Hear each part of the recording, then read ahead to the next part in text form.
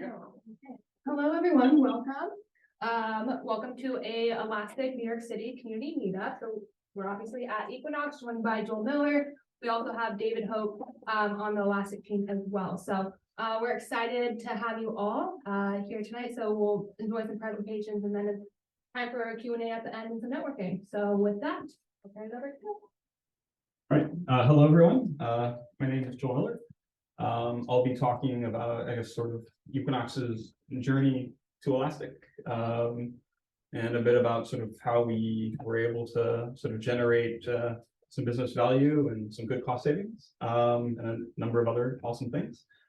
And yeah, so as Olivia said, please save your sort of questions for the end. And there'll be some time for Q&A. Yeah. Let's see.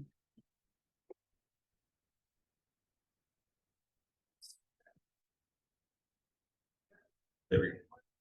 Okay, so first a bit about me. My name is Joel. I've been doing software engineering pretty much my whole career, which is, I guess, about like 16 plus years at this point. Mostly focused on kind of the systems engineering space and building, sort of scalable, performant, secure systems. I'm a big open source enthusiast. I guess I initially got into computers by tinkering with Linux about 20 years ago. Which back then was like sort of fun, burning on like optical drives and doing a lot of customizations. I've been using Elastic for, I guess, the last like sort of like 8 or so years. Started using Elastic in version 1.4. I think they just released 8.6 last month. It's come a long way as a product, which is awesome. I think it was definitely great back in 2015, but it's definitely like sort of the breadth, and we'll talk about this a bit in this presentation, of sort of what Elastic can do and how it does it is like fantastic. And I'm currently the director of platform engineering at Equinox. So basically, my group is the one that basically runs the systems that all of the code and sort of services that are user facing and internally facing too, run on top of.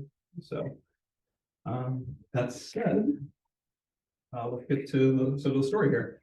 So basically, Equinox is a collection of brands.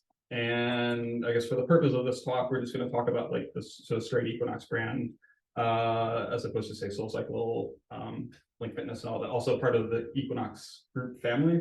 But for this, we're going to be talking about Equinox Media, which is the sort of digital at-home experience. So there's an EQX Plus app, which you can take at-home SoulCycle classes on with the SoulCycle at-home bike. There's like pure yoga. There's precision run. There's a bunch of sort of different pieces of digital content that you can consume, and that's sort of the media piece of it, which was a separate entity at the beginning of the story. And then there's also Equinox Fitness, which are the physical clubs, which there's actually one in One Park Avenue where we are right now, where the actual gym with personal trainers and Pilates, group fitness, all those things, and those are spread across 3 countries currently, multiple states.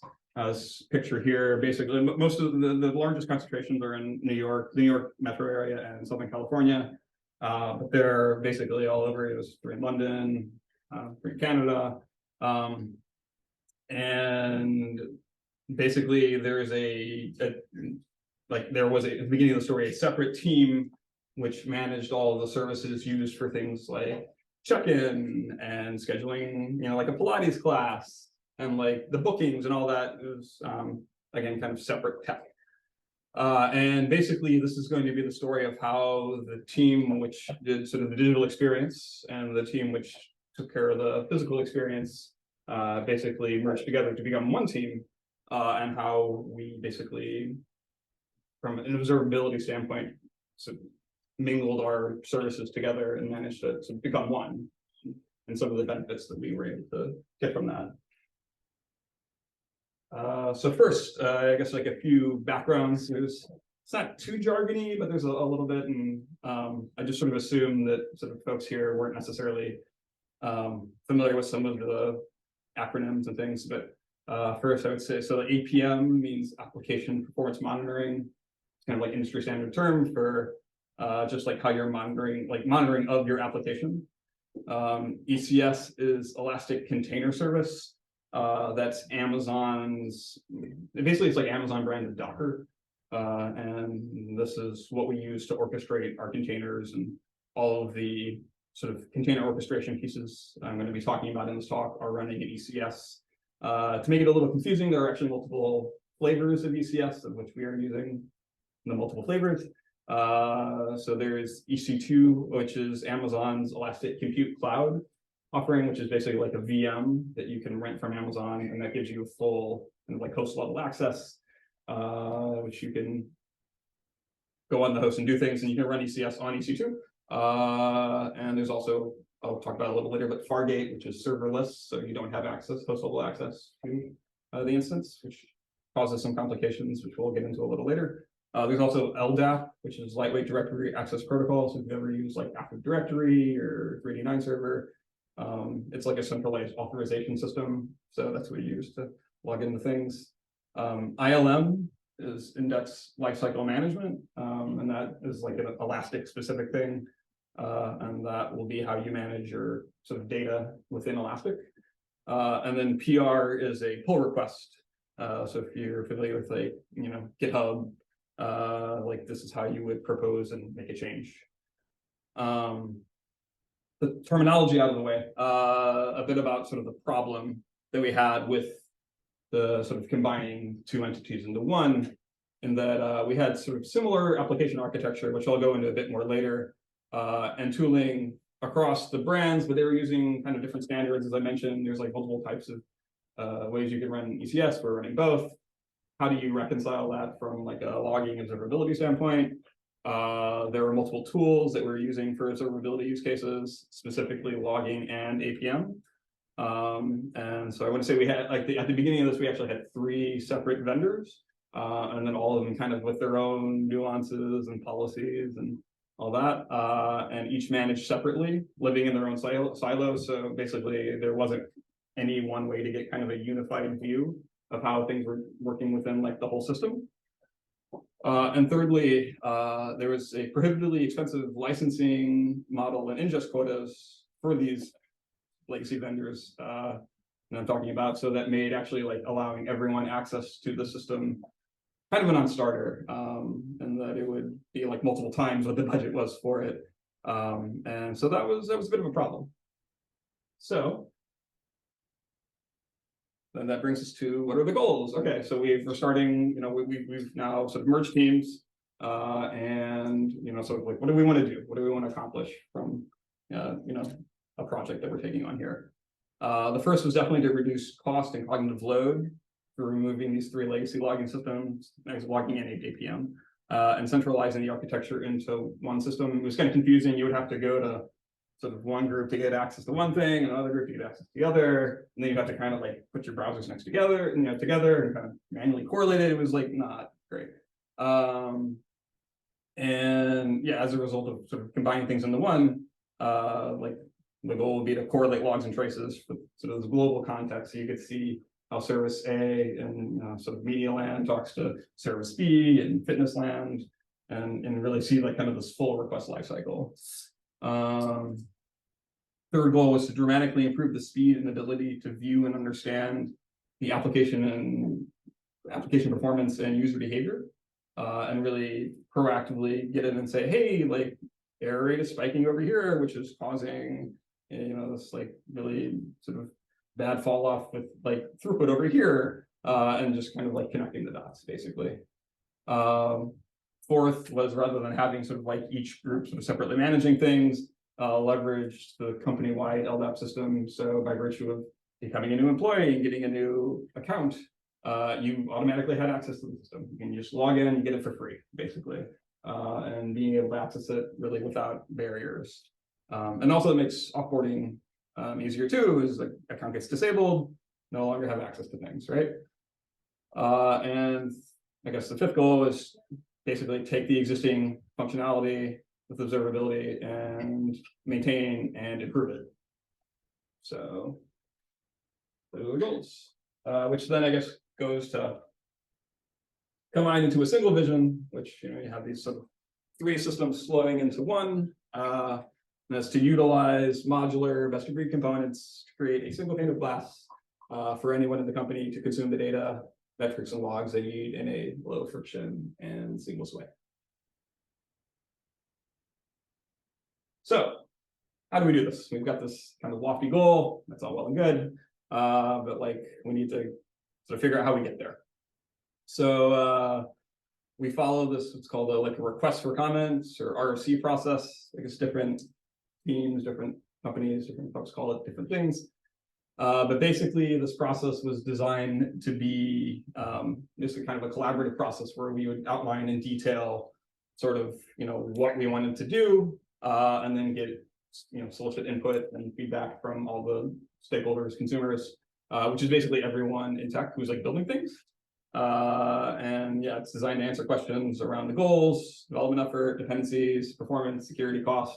All that was kind of looked at with a magnifying glass and saying like, hey, we've got these like three things over here. They're all slightly different. What do we need to do to change them, to make them so that they all can fit in kind of this same bucket? So that's sort of the detailed evaluation. And then we would socialize it with early adopters who were basically like volunteers and leads, and get feedback from them, hey, looks great, except I'm missing these like 5 things. Can you give that to me? That kind of thing. And then basically after iterating on the initial feedback, the goal was to share it with basically all of tech. And then I guess go through like multiple rounds of a very kind of iterative process. And sort of lastly, as writing the RFC, it was a requirement to create a detailed proof of concept, basically like implementing a sample service or set of services. Since we're using multiple languages and multiple frameworks, basically we kind of had like one of each one that we evaluated, but we sort of wanted to get an idea of like, the goal is to create a template for like, hey, for like a Java service, like a Spring Boot Java service, these are like the 6 things you need to do basically. And then kind of rinse and repeat that for, it's like we're running sort of this microservices architecture. So there's like, I think across sort of both brands, I would say we're at like maybe like 180, between 180 and like 200 services. So kind of like a lot of little things adding up to make sort of one big thing.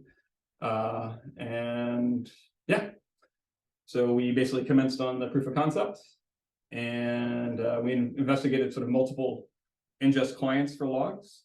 So there's Beats, which is it's also an Elastic product. Logstaff, also an Elastic product, which I get both are open source. Actually, all of these are open source. I guess Fireland. Well, I'll talk about Firelands in a second. Vector, which is written in Rust, which is I think actually open source by Datadog, but like again, it's like open source, so you could use it for sort of like any number of things, super fast. I'll talk more about Vector in a second.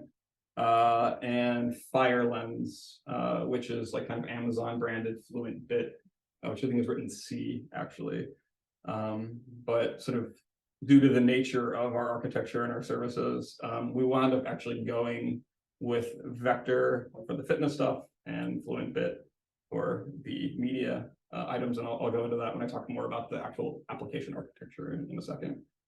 And as I said earlier, the whole goal was to develop a template which the service owners of each respective service could kind of basically copy paste for their service. And it's like, hey, follow these 6 steps, you'll get your logs and APM data in Elastic, and everyone will be happy.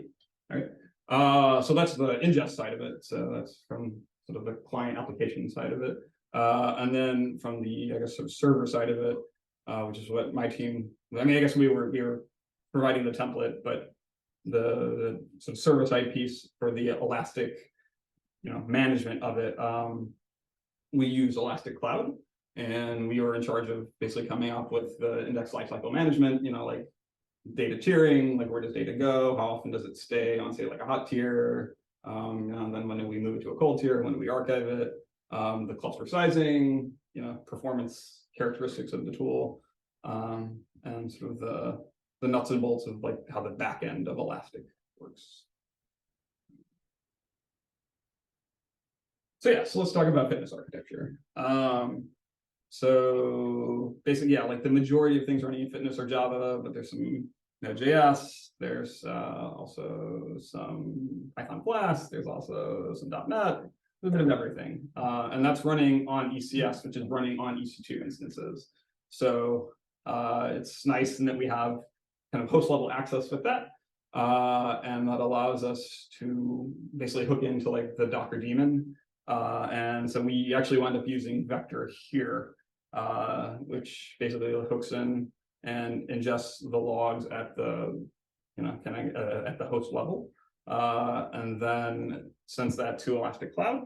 And then separately, each individual application was instrumented with Elastic APM, and sort of the APM metrics and traces are coming from that sort of separate piece. So like at the service level, service owners would be responsible for that. Platform engineering would be responsible for sort of everything below here. Yeah, this is kind of like state diagram of what specifically is talking to what. So the container logs are going to the file system of the EC2 instance, and Vector is doing its magic. And then the APM piece, each sort of individual application is instrumented with that. And then all that sort of gets ingested into Elastic Cloud. And then within Elastic Cloud, you can use Kibana there's like a discover tab, and then you can like search your raw logs for your actual like logs coming from your service. And then also the APM data, there's like a observability like section which has like really nice, where it like breaks down like latency, throughput, all those things. But that you can also see the raw APM data as well within Kibana if you select like the appropriate index. And so you can get like really granular and like slice in data sort of as much as you want, which is really nice actually. So that's fitness. So media is a little different, a little newer in some ways, and basically all the like most of the services in media are running on Node.js, and they are running in Fargate, so they're serverless. So we don't have host level access, so we can't use Vector to go in and hook into Docker daemon sockets and look at the file system and adjust logs that way. But there's an Amazon service called Fluent, or it's called Firelens, which is again basically Amazon branded Fluent Bit. And we run that as a sidecar. So each individual media service has a Fluent Bit or has a Firelens sidecar, and then that sidecar is what ingests the logs and then sends that to Elastic Cloud. And everything else is basically the same between fitness and media. So the Elastic Cloud piece. So we actually, like the RC, one of the points that was made was, so a number of folks on the team, we've had experience running Elk on sort of bare metal or in like prior lives, and we had not much desire to do that again, honestly. Elk is great, but we like, if there were other options to have someone else, say Elastic, run the infrastructure for us, that would definitely be preferable. So I don't actually know how long Elastic Cloud has been around, but I can say like it's awesome, like big fan. Basically, here's a kind of a screenshot of it, but you go in and you basically tell it what architecture you want. You can tell it how many tiers you want, what zones, what the sizing of the nodes are, what cloud provider you want to run it in. And then it kind of gives you like a number of what your specs are, and then gives you like kind of this hourly rate, and you hit the button and it does it. And if you want to sort of change tiering and sizes, topology, again, you just kind of select this menu and hit go, and it again basically does all sort of the provisioning and like sort of the running of it for you, which is really nice, honestly. That said, all the policies within Elastic, you're on your own for. So for the ILM and sort of the standards of like what we're doing for the logs, like that was entirely our responsibility. But the actual provisioning of the infrastructure and like the running of it itself, it's been very nice. And there's a lot of things that are exposed through the Elastic Cloud API, and so there's a lot of things that we're able to do with it, which is great. Yeah, and so first was cluster sizing. This is like the development cluster, so like way smaller than we actually like wound up going with for production. But basically, we went through a couple iterations of like, what is our sort of ingest volume? How much do we actually need to support what we're running? And then also like how much size, from like the So you get like, basically we wound up with like a hot tier, which is like the most recent and kind of like I would argue most important data. And then we archive things. I think it's like 24 hours. Citing was like reasonable, to a cold tier, which is much lower in cost and much larger for storage. And then basically a lot of kind of the evaluation period was figuring out like what a sane policy was for archiving things off and how we went to do that. And then I guess also like of note was like our index naming, because like within Kibana you can basically select certain indexes and wildcard sort of accordingly. And we wound up actually coming with as like a standard of, you know, we would have the brand name first, so like media or fitness, then the environment, so you know, prod, stage, whatever, the content, so like application logs, APM logs, whatever, and then appended by the, you know, like a timestamp, you know, year, date, month. And then we came up with policies that basically the ILM rolls over either after 24 hours or if your index size hits 100 gigs. So you don't have these like massive indexes that are hard to query. And so like a full index scan of like a large index can be very unperformant and cause all sorts of other problems. So you know, a lot of it was just kind of tuning those policies to get them to a way where they were sort of sane. And it was good. And so yeah, so we were able to figure all that out, which is great. And then also with Elastic Cloud, as I mentioned, you know, like I think we started, it was version like 7.16 when we commenced on the project. And like Elastic makes doing upgrades fairly easy. We had like sort of a development environment and a like production environment. So we ran the tests and development and did hit a few snags, but we were able to kind of work through those and sort of get a good feel for like what the upgrade process looked like. So we've now upgraded all of our clusters, I guess once at this point, but it was pretty straightforward. So that was good. All right. So project execution. So the timeline here. I would say, yeah, so the story starts in October of 2021. Basically, that was when the media and fitness tech teams merged. We have started evaluating the Elastic POC. They talked about probably about like mid to late November, like around Thanksgiving, maybe. And so basically it took about 2 months to kind of instrument that first set of services, get initial feedback, you know, kind of create that template for, I think we started with Spring Boot Java because that was like the most heavily used. And then we did Node.js as well at the same time. And got some initial data in the Elastic, you know, and got some feedback, some like initial like alerting and monitoring feedback. And by basically early January, we were able to launch basically like an alpha version to folks, to those early adopters. And then basically from January through March, we, you know, we're just sort of getting feedback from volunteers and the leads, and, you know, just kind of kicking the tires a bit. So a lot of like kind of iteration during this time. So then by about mid-March, we were ready for a release candidate, where we'd done lots of bug fixes at that point. We, you know, talked at like an all hands, like announcing, hey, this is coming. This is what we're doing. I had a few workshops, you know, giving folks like more detailed information. And sort of after that release candidate, we had another probably about, yeah, like 2 months of instrumenting the remaining applications and iterating on the monitoring and alerting, sort of like building it into our like release cadence for, you know, the sort of the remaining apps and kind of depending on what the service was as to like when things could be released and all that. But we launched Elastic for GA basically like early June. It was great. And yeah, like, I mean, like any sort of issues we had, we worked through them. And then by like sort of the middle of June, that was our deadline to cancel our legacy vendor contract. And we were able to successfully do that and say goodbye to the 3 vendors. Well, I guess one was a cloud provider, so we still have them, but we don't use that service from them anymore. So yeah, so that worked out really well. Challenges and solutions. Yeah, I would say like our biggest one was we had a lot of very, very noisy services. And I guess like I would consider like abusive loggers, things like, you know, just debug by default, you know, like you have a high traffic service, it's like logging every cache call, you know, generating like hundreds of gigs of logs a day. You don't really need that level of logging granularity. So the nice thing was that, like, since everything was kind of going into one place, we were able to very easily kind of catalog and create dashboards for the highest ingest offenders, and we were able to say, like, service these 6 services, who are their owners, find their owners, say, hey, bit of a problem, we need to fix this.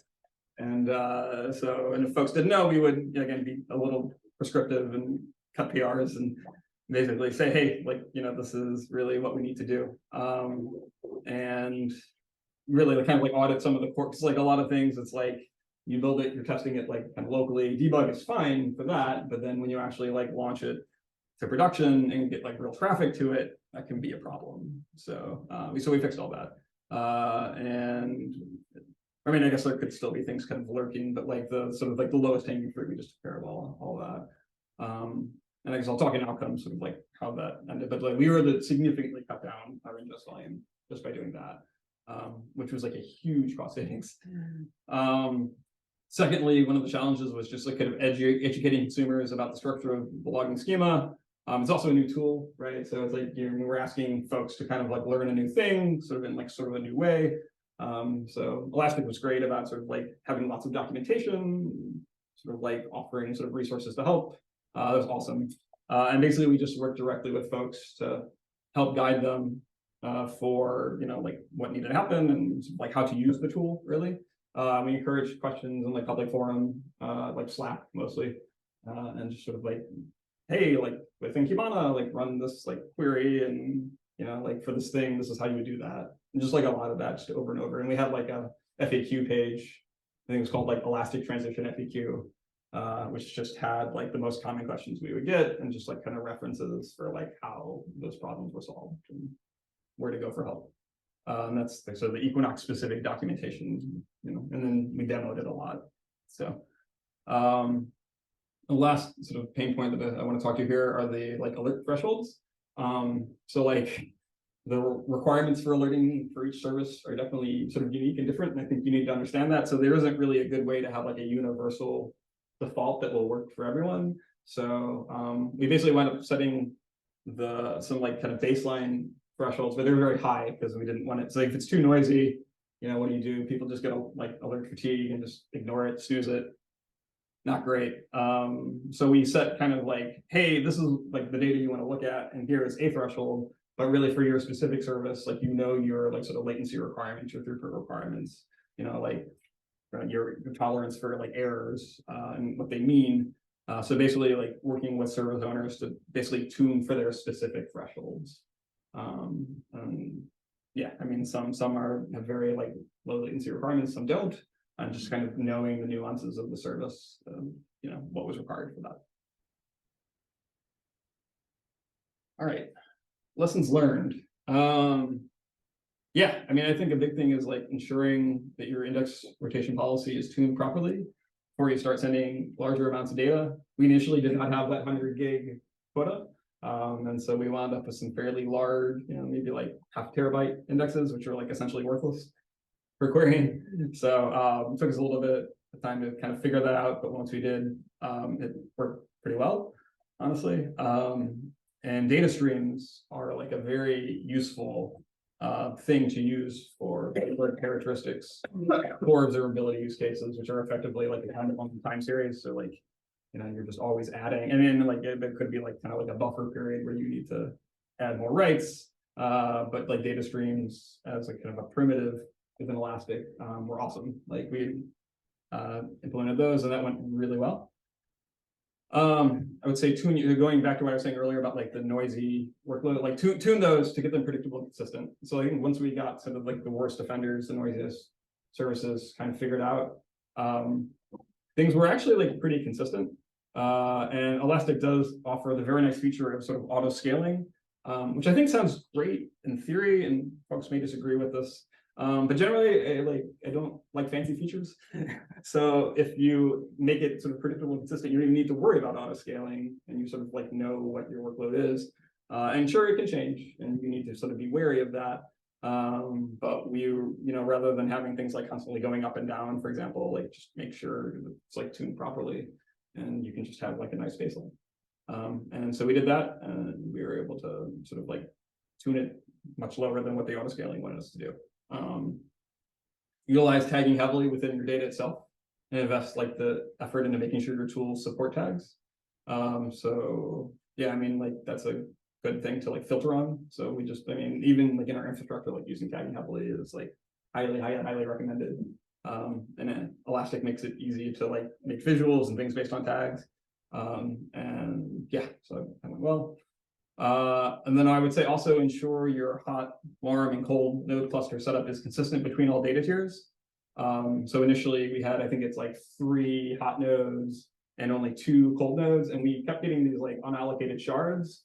And it was like, why do we keep getting these unallocated shards? And it turns out that the ILM policy that we had defined was trying to move it from hot to cold, but there wasn't like a place to put it on the cold tier because we only had 2 shards and not 3. So when we made that match, everything started working and it was great. And so yeah, so just make sure that things are consistent between tiers for the data tiering. All right, so outcomes. So through all this, we were able to achieve 80% reduction in annual observability OpEx spend, which is basically like lopping off a 0. Basically, it was like significantly cheaper.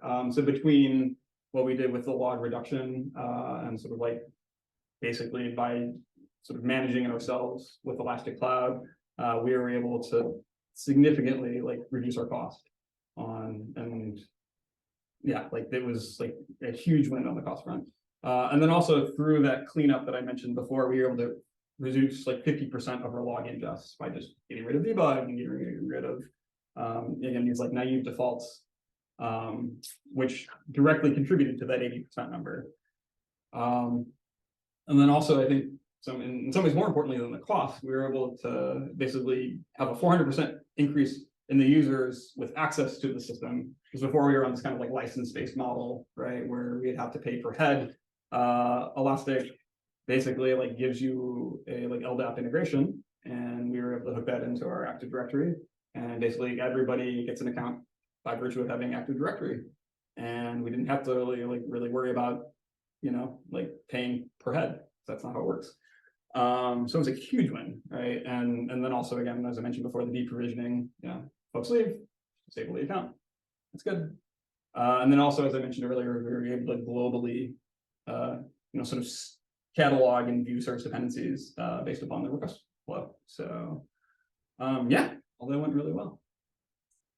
And with that, that's, I guess, the end of my story. So I'd say since we have folks on Zoom, if there are questions, I'll just go ahead and I'll repeat it and then go ahead and answer. Okay, are there, I guess, any questions?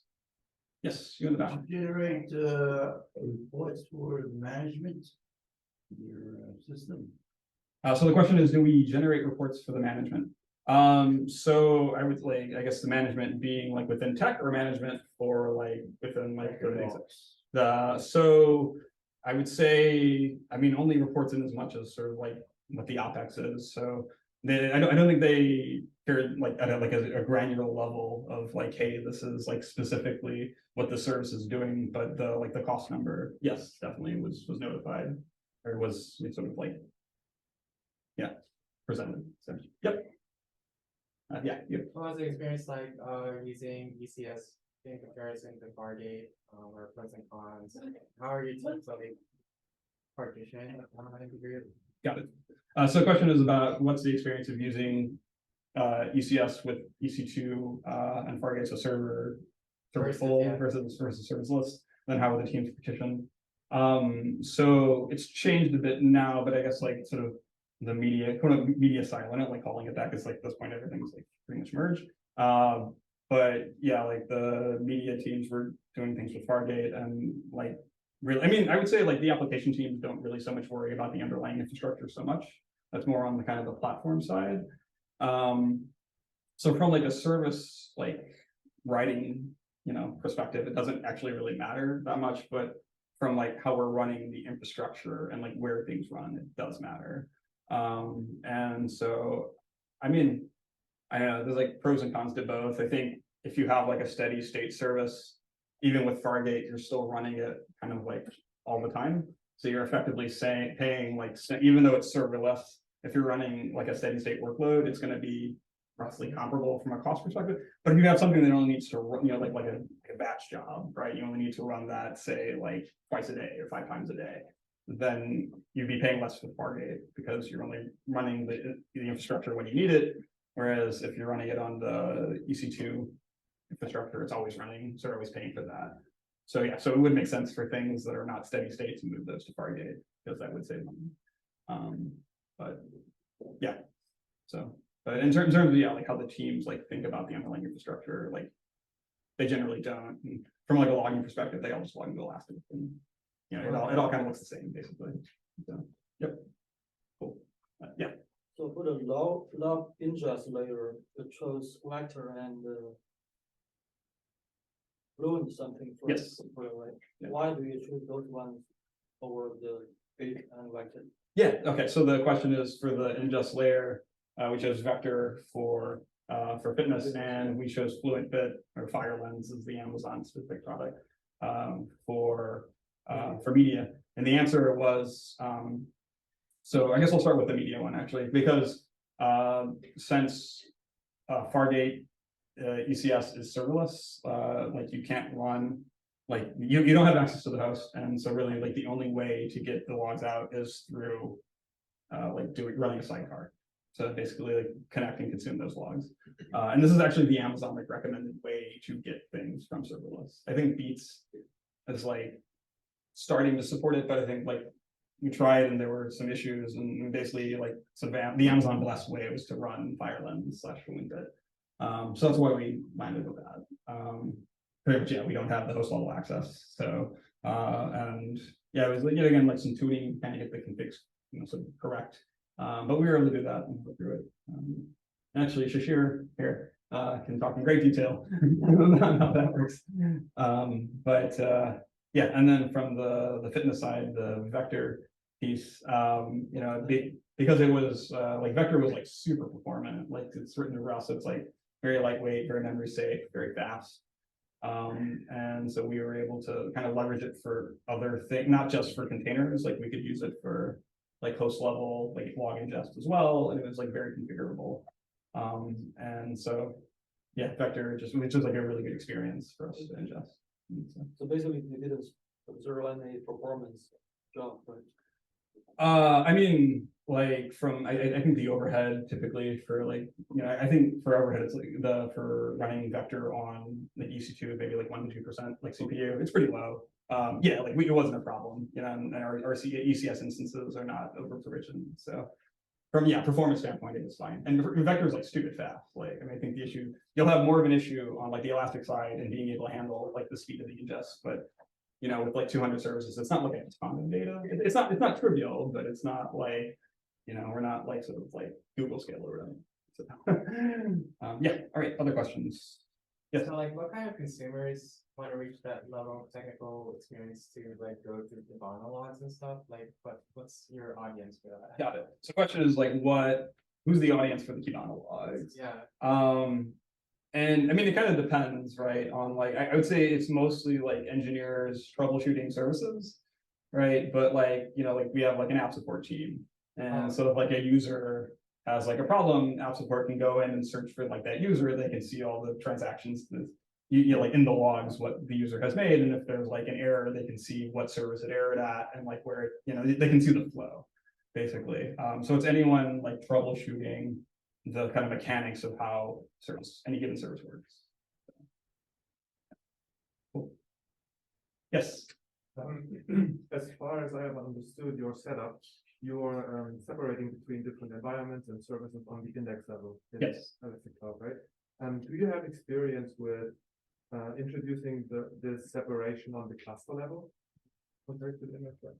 So the question is, we're separating environments and sort of like producer at the index level, and are we separating on the cluster? Are we separating on kind of that infrastructure, on the like ECS level, basically?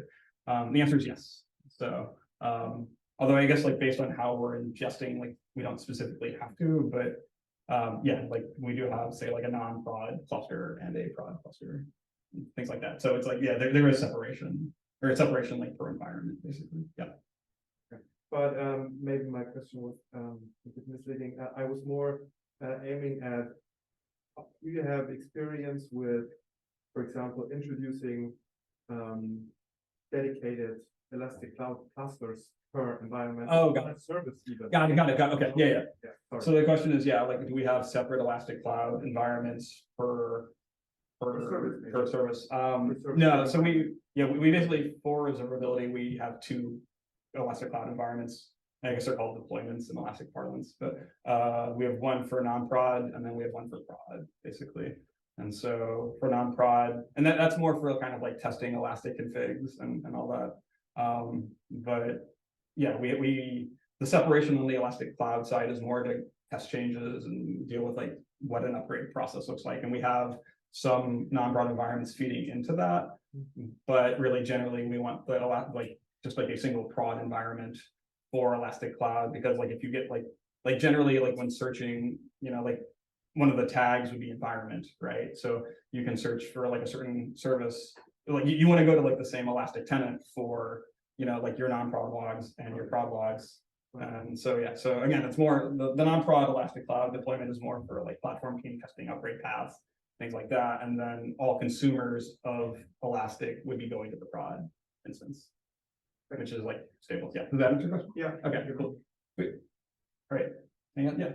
So did you run into any surprises either with people when moving people from get to use Elastic or on the technical front?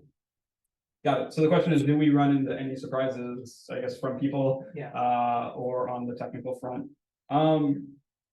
I would say, I guess there's always surprises, right? But generally, I think people were like pretty receptive. I think it was more kind of like getting folks, like the challenge was getting folks to understand like that things were changing and what was changing, and communicating that kind of across teams, because different teams are like looking at different things. Some of the surprises were like, what are people listening to or like looking at, right? So that's why we, gave some demos at all hands, and we talked to individual teams. But even then, I guess like not everybody always necessarily realized it, and suddenly it's like, oh, my old tool's gone.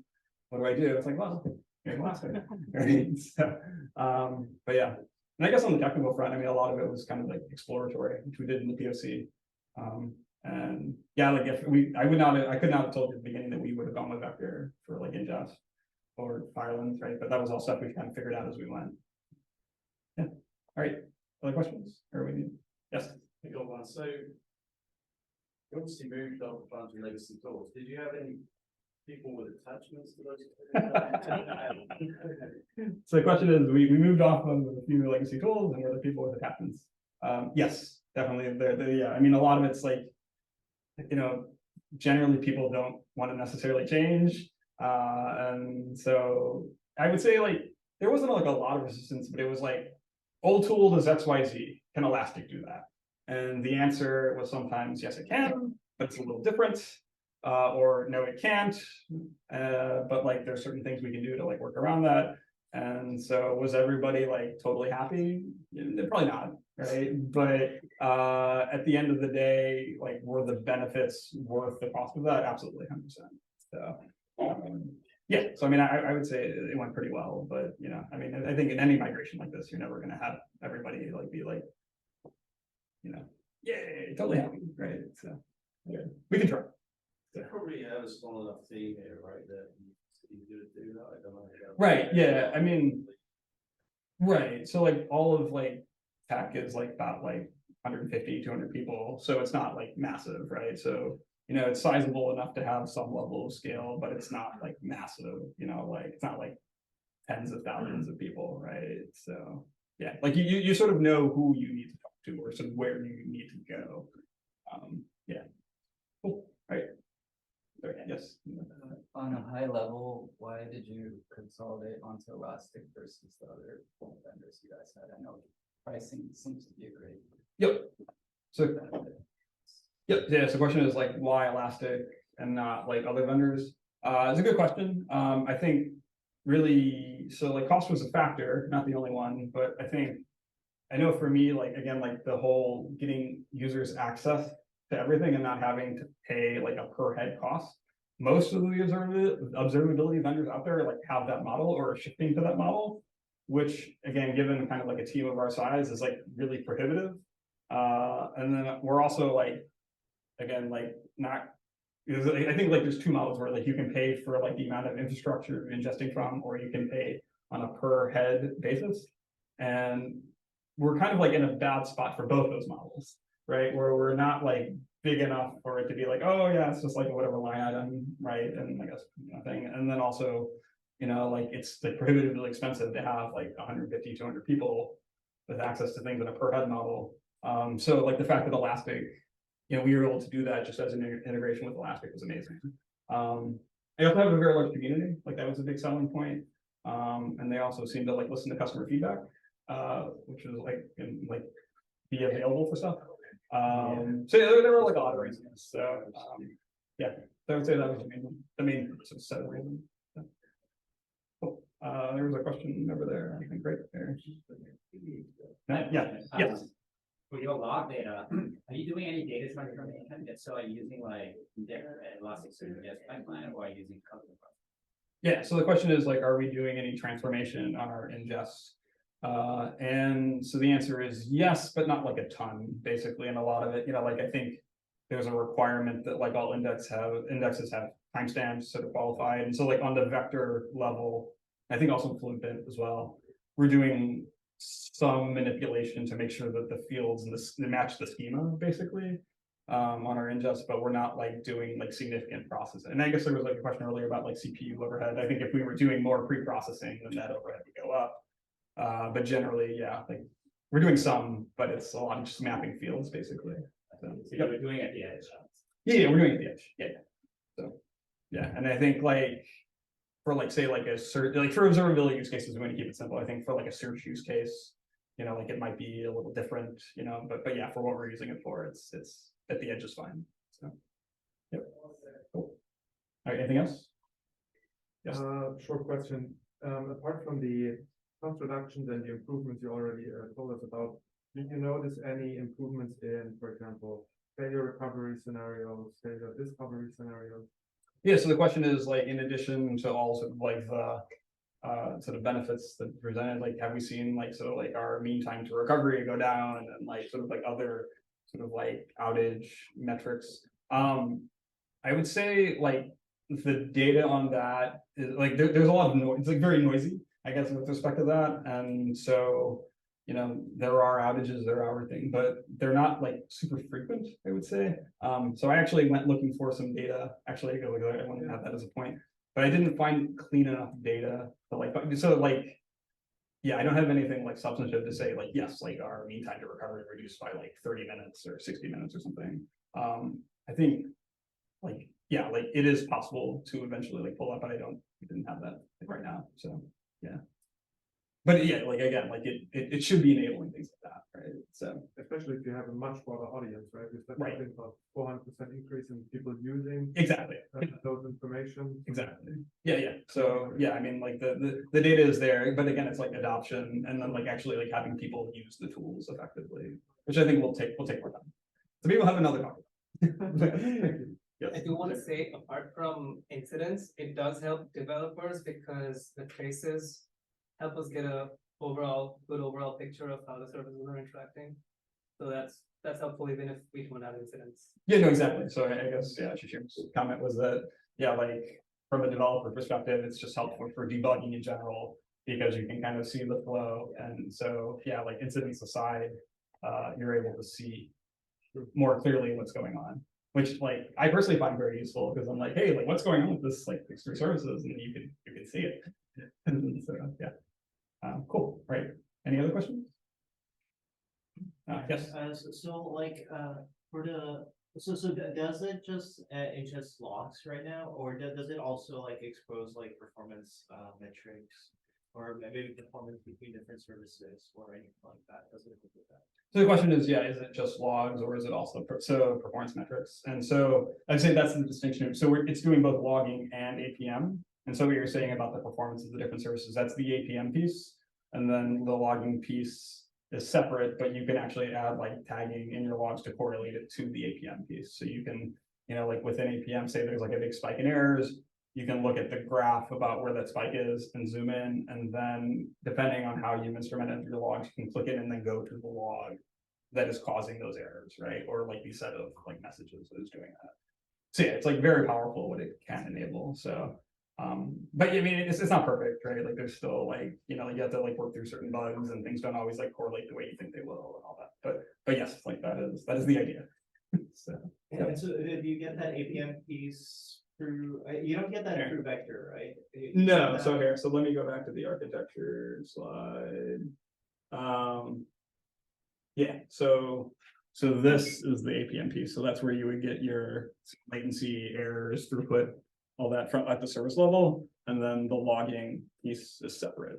So, but within Elastic, again, if you instrument your you know, sort of your logging agent, you can have like basically tagging in your logs to correlate it to your APM data. And so you have this on the media, do you have it also for the other parts? Yeah, it's both. It's both. I mean, both have, again, it's like the APM. Yeah. So all services are instrumented with APM, and then all services, you know, have their logs ingested. And so that APM is running inside of the Kubernetes cluster, and that's how it's collecting. Yeah, so ECS, but yeah, like so on service startup, there's like a wrapper that Elastic is. So if you actually look at the Elastic APM documentation, it shows you how to instrument any given framework with APM. But yeah, you know, like for like Java, there's like a jar. There's like an APM jar that you pass it as an argument to the Java, you know, process when you start it, and that you just tell it, you give it a bunch of configuration parameters, and you just tell it to send it to Elastic Cloud over an encrypted connection, and that's how it works. So, yep. Cool. All right. Anything else? Cool. All right. I think I'm done. So I guess, yeah, am I introducing you? Or...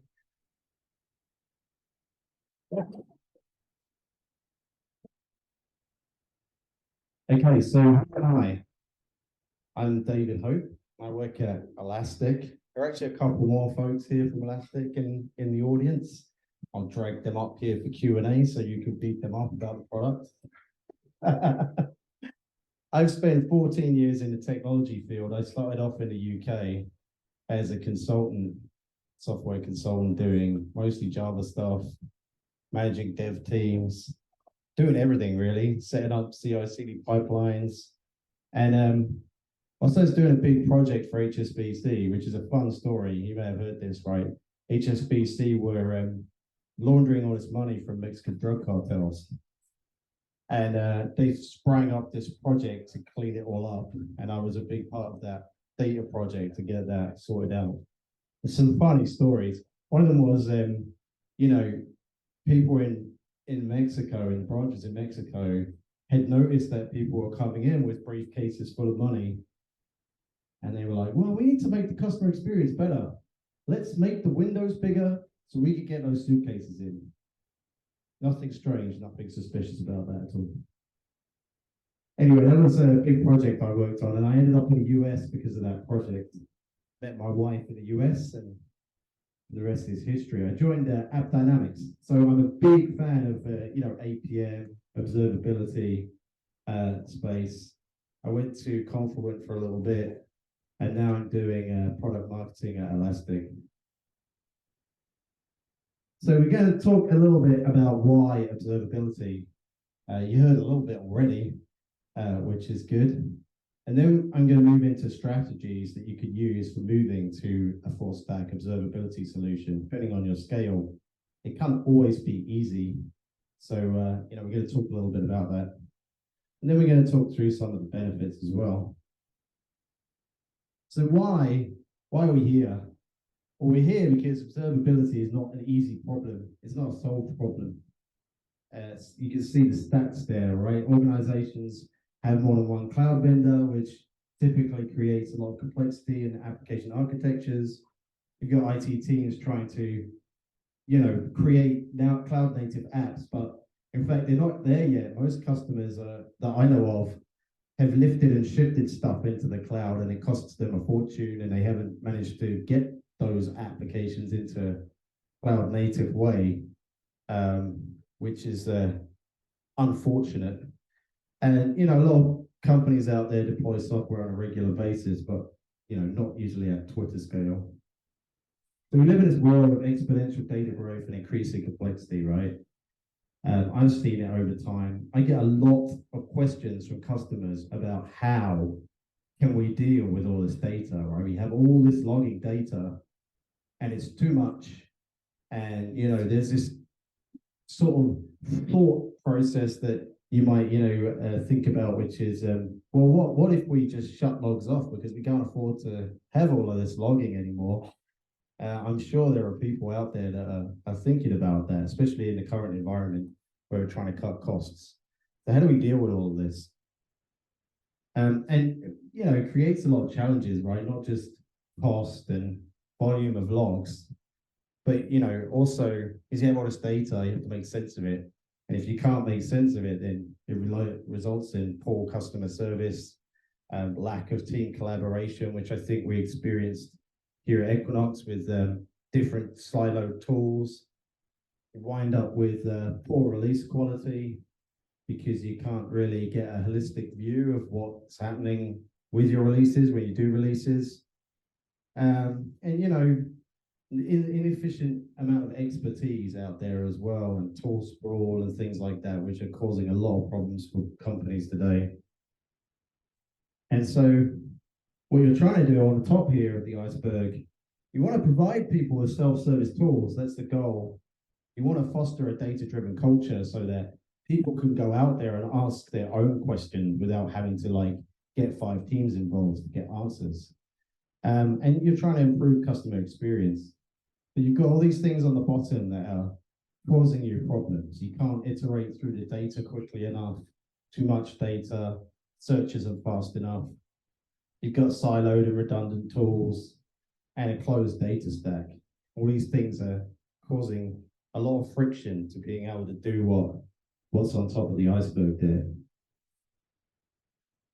And current approaches are not working, right? They don't suffice. You don't get end-to-end visibility. You don't get good reduced mean time to resolution. Your service reliability is still poor. And a lot of these tools, you're not getting a good return on your investment, right? So you buy all these tools and then, are you really getting the return that the salesperson promised you? Millions of FTE dollars or whatever it is that they talk about. No, you're not getting that return that you expected. So how do we deal with this, right? Big problems. Well, first of all, before you start, you want to assemble a team. And I think that most of us here, right, we all work for companies that are mostly customer centric, right? Sure, we all hear customer centricity all the time. So you want to assemble a team, a cross-functional team across your organization to help you. Typically, they might be the tool owners of the sprawl that's out there, right? Somebody owns APM and somebody owns logging. Bring them in, get some high-level stakeholders involved as well, and create a cross-functional team to start coming up with how to solve this problem. And then from there, you want to think about your customers, right? What do my customers want?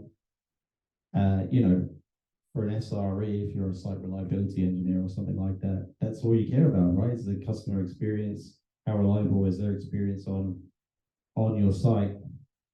And what KPIs will lead to good positive outcomes for your customers.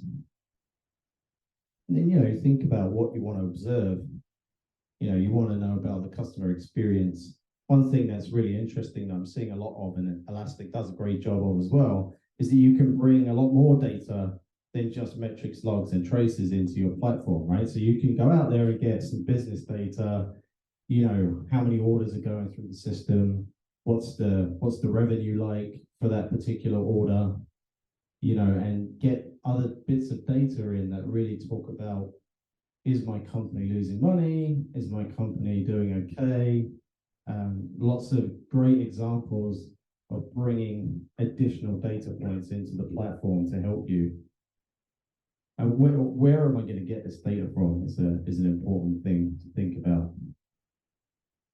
And then finally, how do I act, right? There's a lot of AI ops type of tools out there that kind of help with this, but just simple things like you want to alert on the outcomes, right? So, you know, from an observability point of view, having alerts on CPU time on some random node is possibly not the most important thing, right? The most important thing is, you know, have I lost orders today, or, you know, is there some kind of issue in the system that's causing my customers to churn?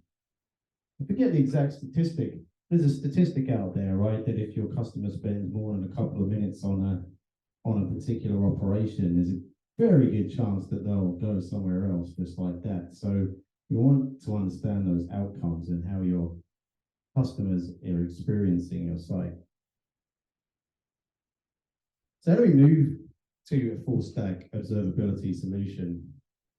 Because this is hard. And so there's a lot of ways you could do this. And I'm going to talk about a few different ways that you could do this, but you know, this is definitely not limited. It's going to be depending on your organization. It might be that, for example, we'll talk about how to get a full stack observability solution, but you might have more success in trying to tackle this problem at a more granular level. So if, as an example, if you have a very large organization, especially banks, you have like a fiefdom over here that owns APM and a fiefdom over here that owns logs. You might want to just tackle one of those problems first, and slowly expand out to other bits of data, right, as you can do it, because you're never going to solve that political problem in one go. So assuming you've dealt with that political problem, what you're going to want to do is you're going to want to ingest all the data, right? Ingest and centralize. I think centralization is very important for maintaining context and correlation and things across the data. You're then going to want to look at how you can create actionable insights. I think somebody talked a little bit about dashboards and things like that, you know, so there are definitely going to be things that you'll want to think about from a dashboarding perspective. Do my dashboards that I have at the moment, do they actually make sense? Do they meet business requirements? Do you have thousands of dashboards and you use 3 of them, which is a common thing? Maybe this is time to start rationalizing that. You got to leverage machine learning. The Elastic platform, I'm going to talk a bit more about this, but the Elastic platform has some phenomenal machine learning. And what I like about the way that it's been approached at Elastic is that it's very flexible. We're not just hiding our machine learning algorithms behind, you know, a fun little robot that just tells you what the answer is. You can go in, you can bring your own algorithms if you've got some data scientists on your team. You can, you know, start to really tweak at a very low level what you can do with machine learning in Elastic, like I say, versus a very opinionated vendor that may well only give you 2 or 3 answers for a machine learning algorithm, and may only do that on a very limited amount of data. With Elastic, you can do it on all data. We're then going to talk a little bit about automation and security, and then by the time we've got through all of this, you'll have an observability solution you can be proud of. Now, this is kind of loosely based on customer experience, right? So people I've worked with, customers I've worked with, who have been successful with a similar process like this. And I'm going to use some examples throughout. So let's talk about ingest. Now, what I get all the time is that people think of Elastic as elk, right? You know, Elastic, Logstash, and Kibana. And they haven't really thought that Elastic was anything more than that. Well, I'm here to tell you that it absolutely isn't, as the Equinox folks have found. You know, that little chap on there is Loggy. He's the Logstash mascot, right? We like Loggy.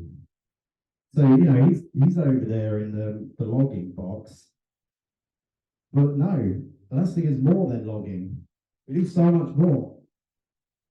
Chris would be over there in the corner crying if that's all we did. We now have APM, right? And it's pretty good APM. So we recently went through a bunch of stuff with Gartner, and Gartner said to us, in their critical capabilities report that your APM solution is now top 3 solution in that report for almost all personas. And we've come a long way, right? Because APM really was nothing at Elastic in 2018. So we have invested a huge amount of money in APM to the point where we've got a quality APM product that people can use. We now do infrastructure monitoring. Synthetics is something we're really proud of at the moment, that we've just released in beta a really fully comprehensive synthetics platform. We've got real user monitoring and mobile monitoring.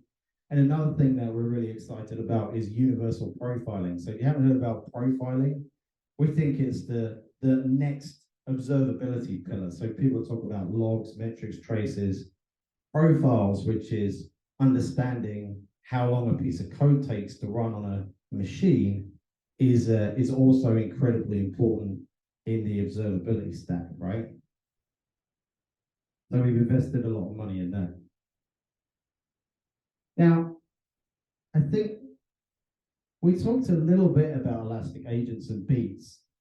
But what Elastic is doing in the space is we're moving, not necessarily moving completely away from beats, but what we've started to do is make it so that instead of installing different beats all over the place, because it's quite hard to manage and it's a bit unwieldy, we've started to bundle them into what we've called the Elastic agent, so that you only have to install one agent to get logs, metrics, and security. And soon we'll also support traces. So if you are thinking about doing Elastic observability, you'll want to look for the Elastic agent. And essentially, I think you should prioritize using the Elastic agent over individual beats. Now, there's a whole bunch of different ways that you can get traces into Elastic. I think, the Equinox folks have been using Elastic APM, which is a perfectly good way to get traces into Elastic. My personal view on this, though, is that OpenTelemetry, I don't know if you've heard of it, but OpenTelemetry is going to be the way to get traces in the future. And Elastic supports OpenTelemetry, right, from the ground up. I saw this Gigamon survey. We're one of the best at OpenTelemetry, right? So anything you're doing with OpenTelemetry, we can consume in Elastic, and essentially it'll do all the same things that you know and love from APM. So I think there's a strong argument to be made. If you want to future-proof your observability solutions in the future, you really should take a serious look at OpenTelemetry and whether you can, use it in your own apps. What it'll do is it will make it kind of frictionless to move to other vendors in the future. If you get fed up with one particular vendor, you won't have to touch your apps, because if you're using OpenTelemetry, all you'll do is change a piece of configuration and it'll work with the new provider. So it helps avoid vendor lock-in. And it's a lot more flexible. So there's all kinds of use cases. You get with a proprietary agent technology, you're kind of like, you kind of only can do what that agent is going to tell you it can do, right? Whereas with OpenTelemetry, you can go and do your own instrumentation if there's something that's not working. So I definitely recommend looking at OpenTelemetry, as you can see on here. There's a few different ways you can set up OpenTelemetry as well, right? So you can essentially send OpenTelemetry data from your apps into an OpenTelemetry collector and use the Elastic exporter to get it into Elastic APM. We even support Prometheus if you wanted to get metrics out by Prometheus into Elastic, we could do that. And depending on your scale, you may want to even think about a full observability pipeline. Now, what that means is that, if you have a significant amount of telemetry data and you want to be able to scale that up, then you might want to use something. You might want to use something like Kafka to deal with all the, all the amount of data that's coming in, a streaming platform, something like that. You could use Confluent Cloud for that, right? Because OpenTelemetry supports the ability to send all of the data over a bus like that, over a messaging bus, essentially, is what Kafka is. And it'll act as a buffer that will help you manage performance, right? And you won't lose any data, any traces, especially if you have 100% sampling turned on everywhere, right? App Dynamics' architecture was based on a similar thing, right? They had Kafka everywhere, because what Kafka allows you to do is your data is almost guaranteed to get written to Kafka, and then anything downstream can catch up with what's happening in there. You don't have this situation where a downstream system is going to die and fall on its feet because it can't handle all the telemetry data. There's a couple of cool tricks you can do with these things as well, right? So there's another observability pipeline technology out there called Cribble. Don't know if anybody's heard of Cribble. I really like Cribble. We've been doing a little bit of work with them. But what Cribble would do is Kafka doesn't really do very much. I mean, you could probably use streams or something. It's quite low level, quite difficult to do transformations with that stuff, very technical. Cribble, what it does is it allows you to do transformations and also reduce the amount of data by making sure it picks up, relevant signals, and it helps you to reduce the amount of data that's coming in. So a lot of, people tell me, I'm having all these problems with all this data that's coming in. Telemetry data is what, between 10 and 100 times transactional data.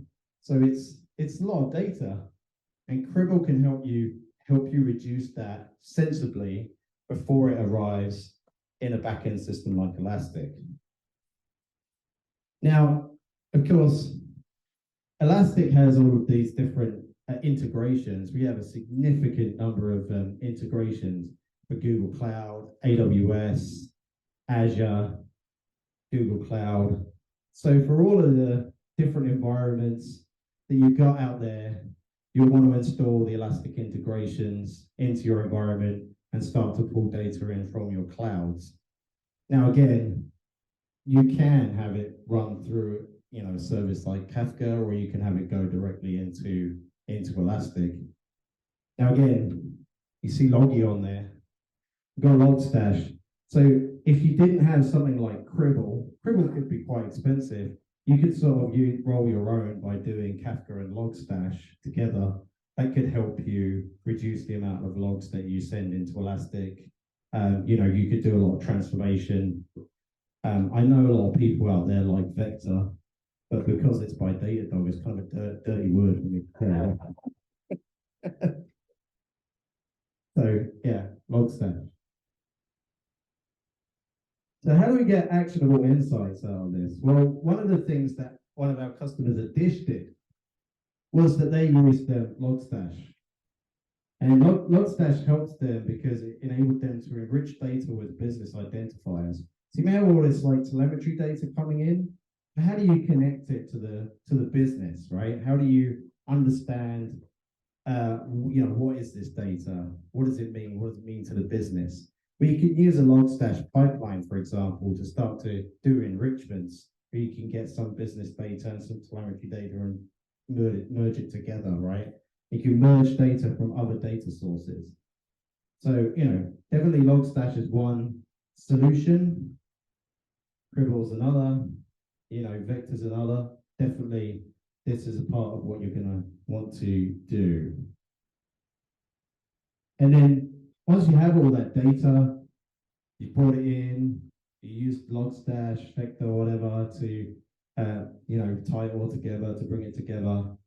You now have a solution, right, that's got all this data in it, and it suddenly becomes like magic to be able to answer questions about that data. So, Dish Media had an example here. They went through this journey, they centralized all their data on Elastic, and they just they'll be in calls with their senior executives, and their senior executives will say, oh, you know, I want to know what the density of our customers is across the country. And in the past, for them, they used to say, this could be a multi-week project. But now they can just type it into Elasticsearch. It takes them minutes. They can be on the same call with their senior executives to get this type of information out to the people they're on the call with very quickly. And so from Dish's perspective, before observability, they used to do things like they'd have a flat file of customers, they'd use Google Maps, they had all this static data that they couldn't use to answer questions, only provided single metric data. And then after observability, they have a single pane of glass now with all the data in it, logs, metrics, and traces in the same place. They can get correlation between those. So the great thing you can do is you can pivot, right, between log data and APM data. In fact, actually, this is an interesting thing that I'm seeing people start to do now as well, which is, you know, I'm going to say something a little spicy, but logs are dead, right?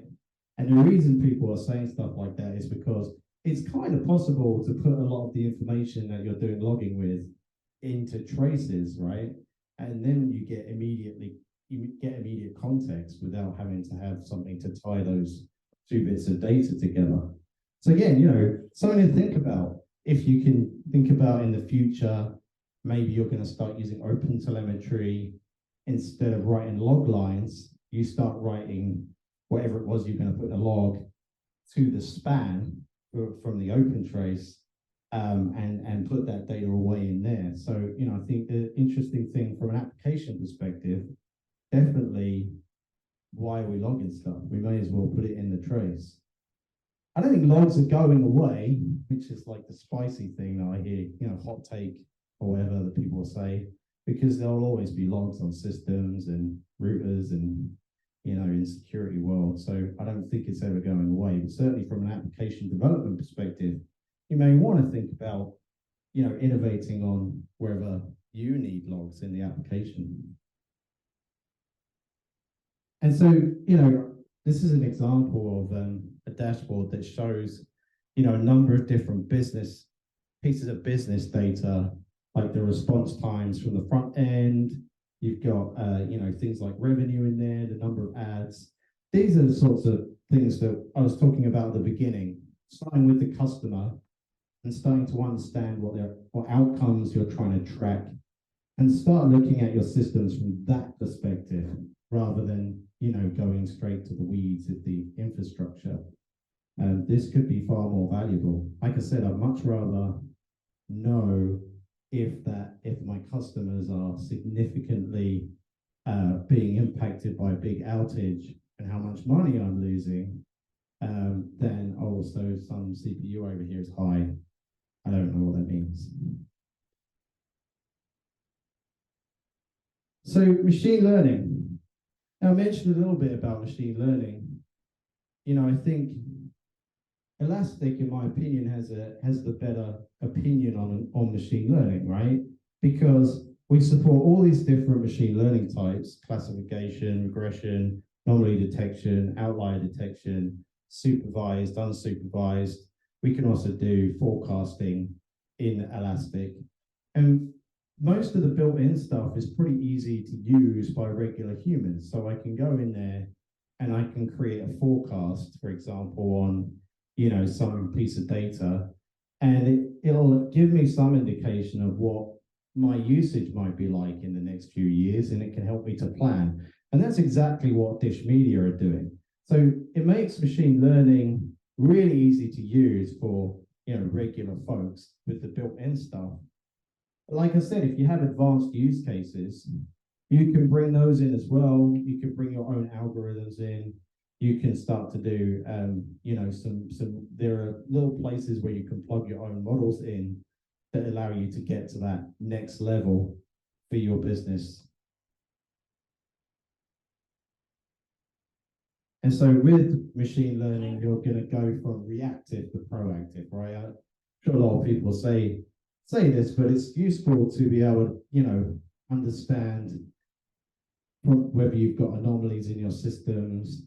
We do this across all the data as well, right? We do it for logs, we do it for metrics, we do it for traces and things like that. So we have algorithms across the board, and some of the logging stuff's really good, right? So it'll like correlate logs together that are similar. It'll tell you if there's suddenly a whole, you know, let's say you've got an out of memory error and it starts spewing it out of the logs. It'll say, oh, well, this is interesting, right? Because all of a sudden this new message appeared and it started coming out much more regularly than you would expect. So there's all sorts of things we could do with machine learning in the product here. And it, you know, again, I talked about business data. This is one of my favorite examples because again, I think monitoring and observing business data is really more important in some ways than monitoring infrastructure data. So, you know, there's an hourly spike in revenue in this example. Could be the other way. It could be like revenue has disappeared off the map. But you know, like there could be fraud here as well, right? That you might want to investigate. Somebody buys that much in one go and it's not right. Could be fraudulent transaction. So we're going to automate and secure everything. I think once you've got through the first obvious observability use cases that we talked about, there's more you can do. We can actually start to bring in case management, you know, incident data from ServiceNow, for example, and start using ticketing data in there to help you. The more data you have, the more varied data you have, the more likely you are to find problems. There's another thing here, which is DevOps and infrastructure, right? So one of the things that the team at Elastic have done is they work pretty strongly with the Jenkins team to get an open telemetry-based plugin for Jenkins. So if you are using Jenkins and CI/CD, you can now monitor Jenkins using tools like Elastic. So I think like that's another area that you'll want to think from an observability point of view. Am I also monitoring all these things, right? Because when a pipeline's down, we all know what chaos that creates, right? When the build's red, it's no good. And then, you know, security. So you'll notice that observability is now starting to eat up security as well. So a lot of observability vendors, including Elastic, are doing security now as well. Endpoint security, CM, you know, security logs. I think there's some really interesting stuff. In particular, we put this thing called OS query into Elastic so that you can essentially, with just a very simple query, you can find out if you've got like something that's vulnerable to the log4shell problem that we had recently, right? So there's loads of things that you want to start to look at outside of the traditional observability use cases.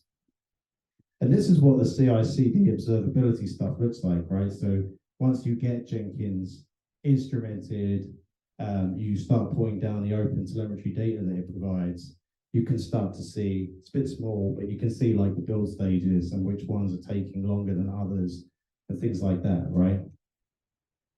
It'll tell you if there's, you know, a unit test that's sucking up the pipeline more than others, things like that, right? So this is what the security monitoring part of the product looks like. And, you know, so we've talked about endpoint security. Elastic likes to eat its own dog food, right? So we have this installed on all our laptops as well. So we've got endpoint security and process monitoring and everything like that all over our Elastic laptops. Works pretty good. Got cloud security in there. And the thing to say about this as well is if you've installed the Elastic agent, right, you can just turn this on. It's really simple. You almost have security for free. And that's the thing I like about Elastic as well, is that you're only paying for like the consumption of the Elastic cluster, right? So all these things on the periphery, you can turn it on and it's just going to use more elastic. You're not going to pay specifically for that feature. So it's got a much more sensible cost model from that perspective. And you don't have to talk to a salesperson if you want to like turn on security, which I know everybody hates. I think Danielle's here. Sorry about that.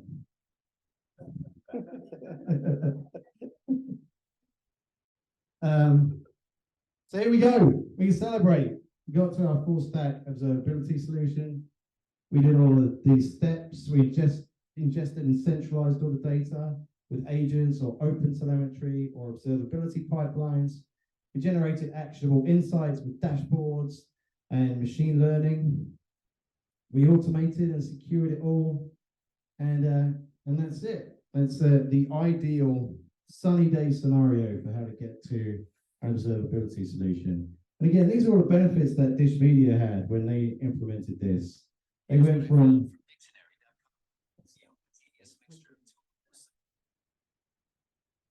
no thanks, Siri. So yeah, they went from slow data reporting to near instant data reporting. I found this interesting as well. They were only, before they had a full observability solution in place, they were only reviewing like 10% of the data they had. And now all of a sudden they have it all centralized. They review all of the data very quickly. And one of the things that Elastic does really well is that the search is very, very fast in Elastic compared to some other vendors out there.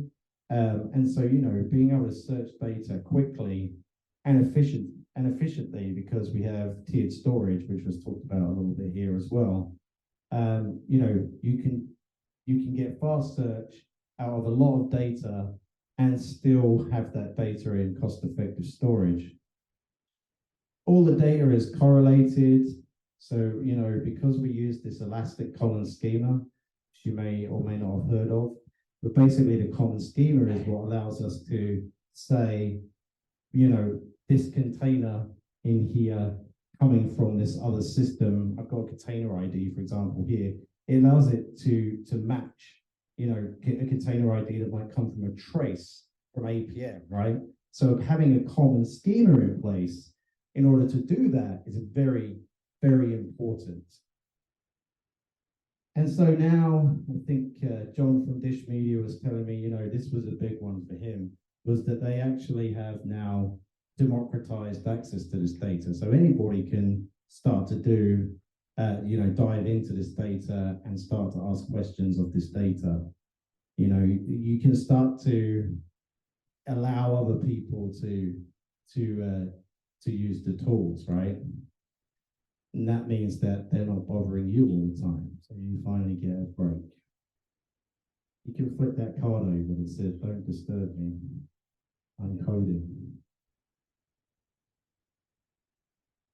So some tips to take with you.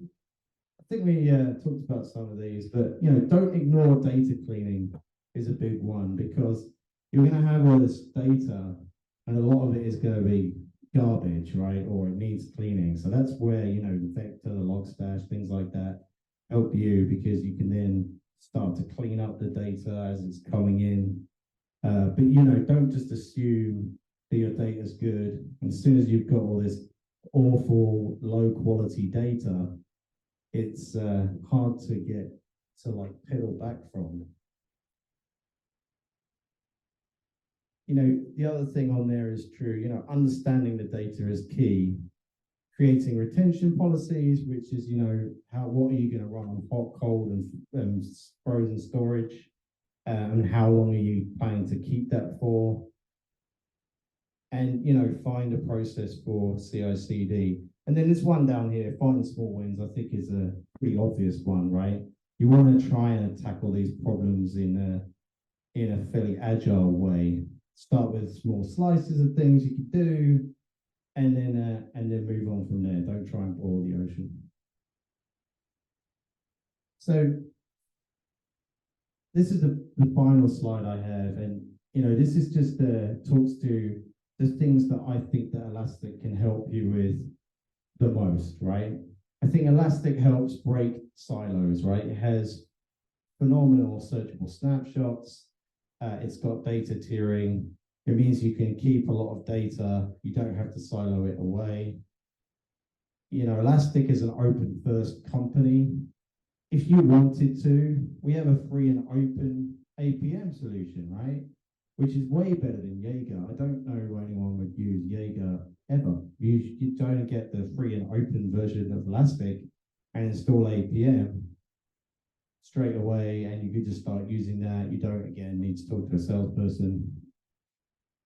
The machine learning, right? Machine learning is, I like that we've taken a different approach. I like that we can use our machine learning on any piece of data.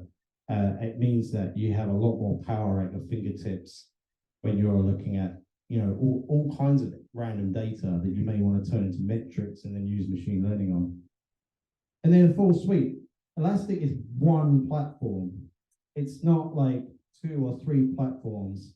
You know, there are a lot of vendors out there that tell you their stuff is one platform, but it's not. It's like 3 or 4 different platforms. But Elastic really is one platform. And we try really hard to make sure it always stays that way. So we acquired this company to do the universal profiling. All the data they collect goes to Elastic, and it's fully integrated into Kibana. So, you know, we didn't just do an acquisition and put the Elastic logo on it and say that's it, right? We fully integrated it into our product. And so we'll always do that, right? Our product is always going to be one data store, one product, right? So that's all I had. So I'd love to do Q&A with everybody and bring up our product managers as well to and you can ask them some questions. Hey, Chris.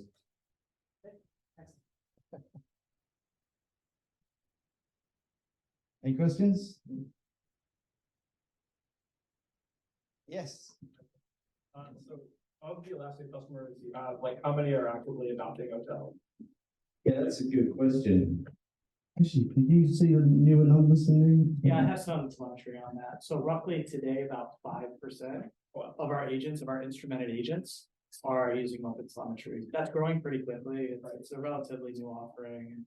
You know, the agents from OpenTelemetry have been in different states of stability. So it continues to grow, but right now it's about 5% of total services that we see instrumented in cloud. Right. Yeah, I mean, because I know like the CNC app, it's like now like in giving projects, it's like got a lot of like really big mind share and observability community. And it looks amazing. I agree, it probably is the future. But yeah, okay. I guess like what other clients are people using? Yeah, there's 3 categories I would say of customers who are using it. There's some who are all in strategy on OpenTelemetry. They're exclusively using OpenTelemetry. Those are kind of forward, I think, customers. There's some who have a mix depending on what their team strategy is individually. And then there's some with just some skunk works kind of projects, you know, people kicking the tires on it who want to learn about it and understand, but they don't really have a concerted strategy around it yet. But all of those together comes about 5%. Okay. I think it's an interesting thing around OpenTelemetry, right? Because when it started, it was kind of like you have to instrument your code with OpenTelemetry, right? But as it's evolved, they have been getting some pretty good auto-instrumented agents out there. So you know, yeah, we're definitely that's becoming more and more exciting. You know, so I think it's an interesting space. When I was back at, it's such a huge chasm between people who are like always talking about it to people who are not yet there. Because I had people back in 2018, I worked at AppDynamics, asking me, when are you guys going to do something with OpenTelemetry? Really early stuff, right? But yeah, I mean, I think people like it. You know, it does help with vendor lock-in. I know we had a customer that instrumented their code, you know, manually, not with auto instrumentation, with a load of Microsoft Insights stuff. And I was thinking to myself, wow, that's a terrible idea because, you know, doing it with open standards or something is great, but now they have all this code that they have to like maintain and do something with, and it only works with Microsoft. Yeah. I would just add one last thing on open telemetry. Of that 5%, roughly 90% of that is Java. If that's okay. That was, I think, the first and probably the most widely adopted. I mean, that's up there, right? Java. Cool. Anybody else? What's the course of changing to the left? That's a very interesting question. It's really hard to answer that question, as you can probably imagine, right? Because I've been looking at this, right, with customers, and you know, depends how entrenched the customer has a particular product. It depends on, you know, how it's sometimes customers will come to us and say, oh, we use Splunk, but it's too expensive and the search isn't fast enough and we want to get off it. And then you find out that they have like thousands of dashboards and thousands of processes around that, right? And so that is obviously much harder and more expensive to migrate to another platform. If you genuinely want to like big bang a migration like that. I think, you know, for me, the way the world is it changes all the time, right? And, you know, when I was working at HSBC, we worked on a completely greenfield project. And so I think if you can start on a project that maybe hasn't even thought about observability yet, right?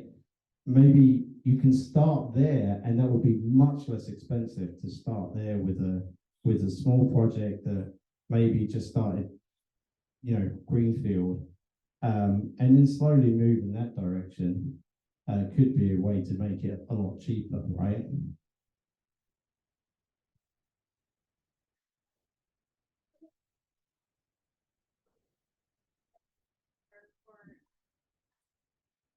Big thank you to Joel for hosting our inaugural. Really appreciate it. But I've been Elastic for just over 5.5 years. So before we were called with 500 employees, and now we're beyond now. And I still would say that the majority of the customers start in a very similar way, because we are pretty open, or maybe more so also like small cloud customers. But that's where I think we encourage a lot of people to start too, is there's so much of our technology that's free. Get started with some supplementary workloads, like really hard to replace something that's been super baked into your environment. But if you start with maybe lower applications that don't have any monitoring today, that's a good way to get started without having to, you know, commit to the vendor at all. I think the other thing is, if you really do want to do it, because some customers do, they're like, well, look, we want to do this, tackle a huge project to do something like that. We do have a really amazing professional services team that does this kind of stuff all the time. And so if you get help from Elastic, they will no doubt, with their expertise in observability, be able to help you speed up delivery of a project like that. But yeah, you should really seriously think about whether you want to do like something enormous like that, or whether to just slowly, bring in new stuff. I like the strangler pattern, I guess, is kind of what I'm thinking of, right?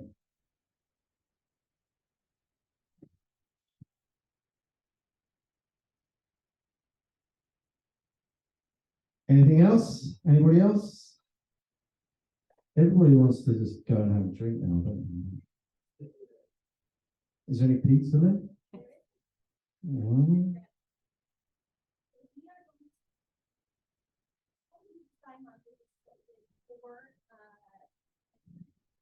So the next meetup is going to get deeper on the 4th of May. So you'll see us give an update on that. We're really going to talk about some very large scale workloads. And so if you're interested in volume, it'll be a fun. So you'll see that one come out, and then we're always looking for talks. So if you're ever interested, just ping us on the meetup group and and then other topics that the community is interested in. These are really for you guys. So if there's a particular area like vectors, or if you really want to know how Elastic thinks about chat GPT, you can bring in to talk about that. Thank you guys.